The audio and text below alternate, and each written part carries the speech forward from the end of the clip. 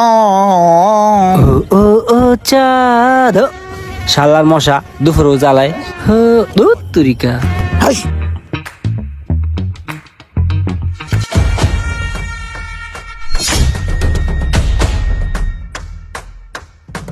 ভাই মাইন্ড করেন না বুঝছেন, ওই যে এখন বেচা কিনার সময় তো আপনি যদি দোকানের ভিতরে বয়ে থাকেন তাহলে আলসামিতে ধরবো বুঝছেন। দোকানের একটা ব্যাপার স্যাপার আছে না, ঘুমাই থাকা বয়ে থাকা এটি চলে না।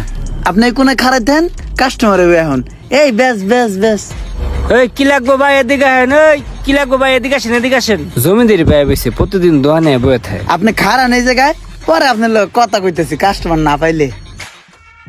হ্যাঁ ডাক দে ডাক দে ডাক দে। এটা কোনো কথা?